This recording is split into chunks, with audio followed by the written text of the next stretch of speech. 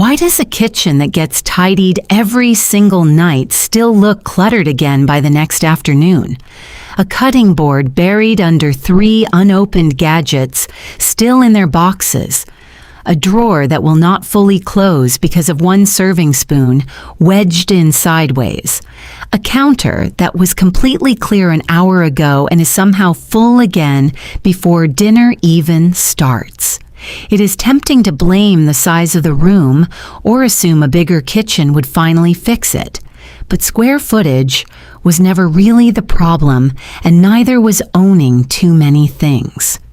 The real difference between a kitchen that stays clear and one that keeps quietly refilling itself comes down to a handful of everyday habits, the kind that decide where an object goes the moment someone picks it up. These 7 habits, the ones many Japanese households build straight into an ordinary kitchen routine, are exactly that. The first one starts with a question most people have never actually asked about their own kitchen. 1. Let one thing leave before another comes in. A new set of measuring cups earns a spot in the drawer easily enough.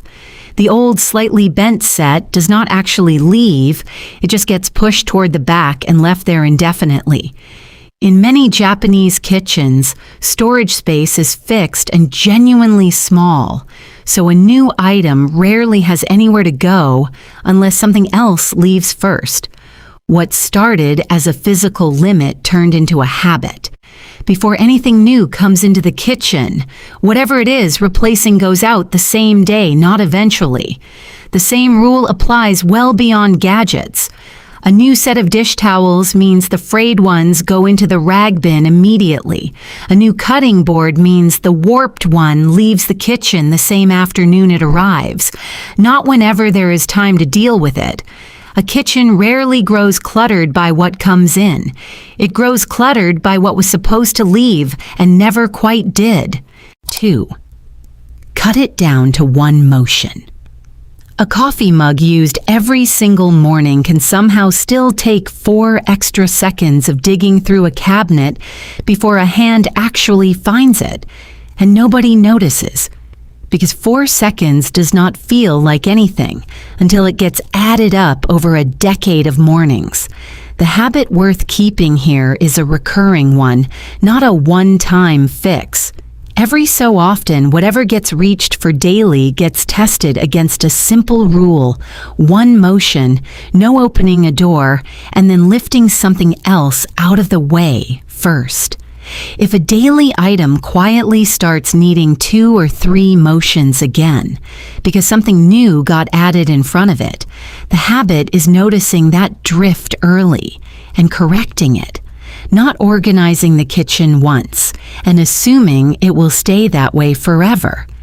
This is the same instinct researchers were chasing almost a century ago from a completely different angle.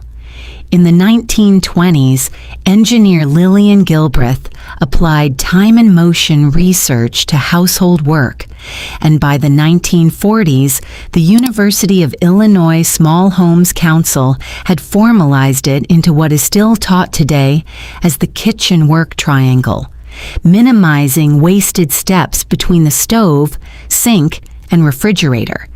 The instinct to shave off unnecessary motion turns out to be much older than any single kitchen.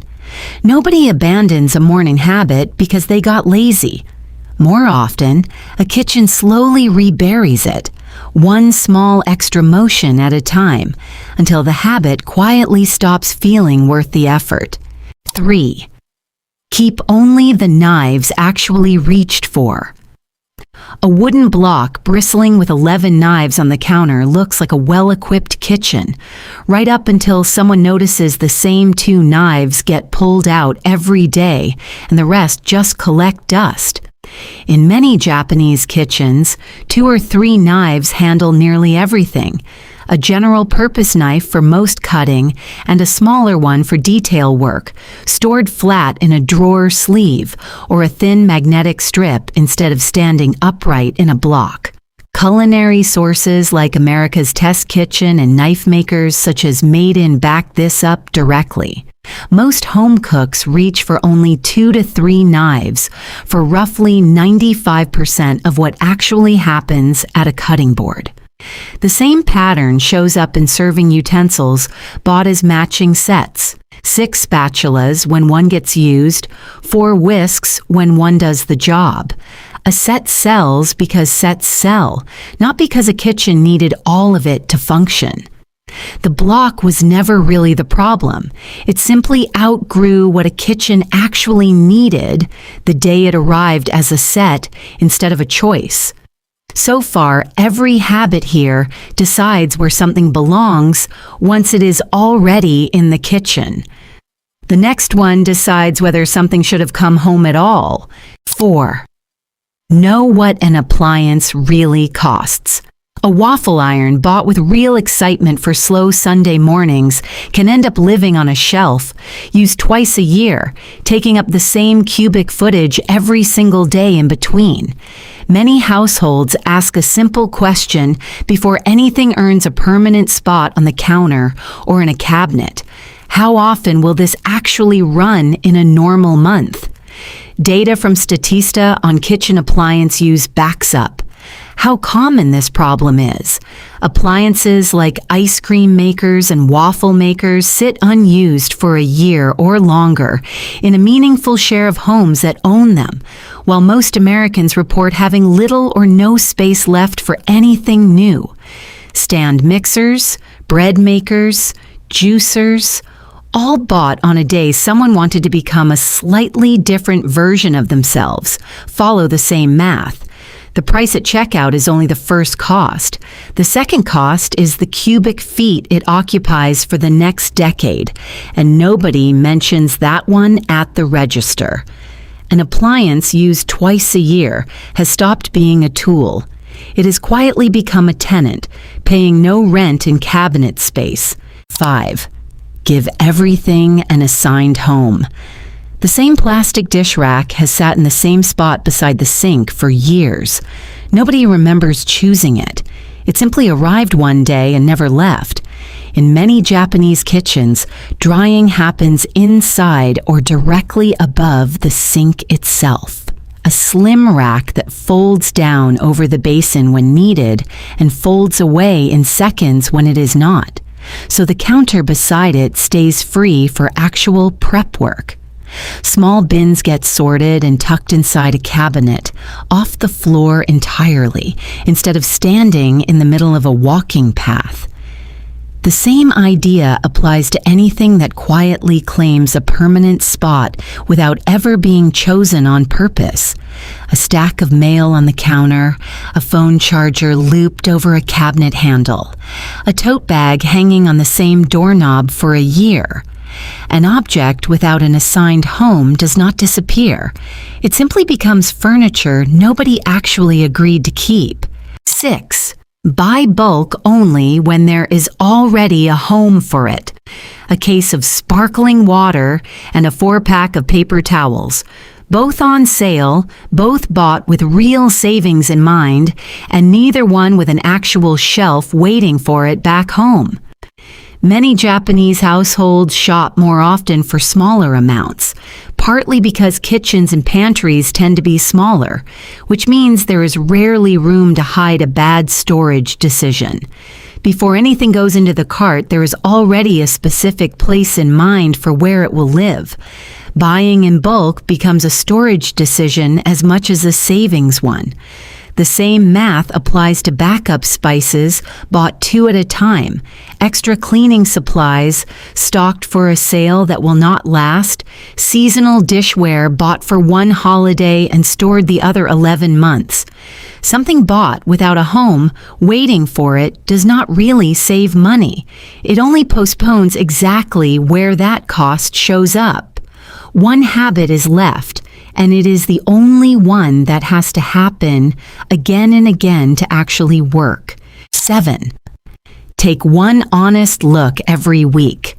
A gadget bought with real intention, a spiralizer, a specialty grater, a tool for a recipe tried exactly once, can sit untouched in the same drawer for a year simply because nobody set aside a moment to look at it honestly.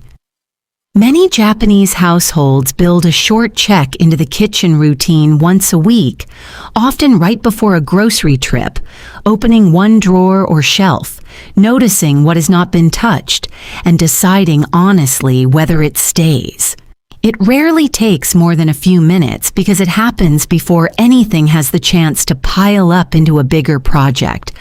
The same few minutes catch a lot on the way: a spice that expired 2 years ago, a gadget already replaced by a simpler one, a container missing its lid for months with nobody willing to admit it is now trash. A kitchen never gets cluttered in a single day, so it rarely gets decluttered in one either. It just needs one honest look, repeated often enough that nothing gets the chance to pile up unnoticed. None of these 7 habits require renovating a kitchen, buying new furniture, or setting aside a whole weekend to reset everything at once. Let one thing leave before another comes in. Cut it to one motion. Keep only the knives actually reached for. Know what an appliance really costs. Give everything an assigned home. Buy bulk only with a home already waiting. Take one honest look every week. There's a word in Japanese, Muda, that comes from the same production philosophy that shaped much of modern manufacturing efficiency. It means waste, but not the kind that ends up in a trash can. It means wasted motion, wasted reaching, wasted decisions made over and over about things that never had a clear place to begin with. A cluttered kitchen is rarely a kitchen with too much in it. More often, it is a kitchen quietly asking too much of the person standing in it. One extra step, one extra decision at a time. Which drawer in this kitchen has not been opened in longer than anyone would like to admit? That is usually the easiest place to start tonight. For more Japanese-inspired habits like these, subscribe to Tidied Japan.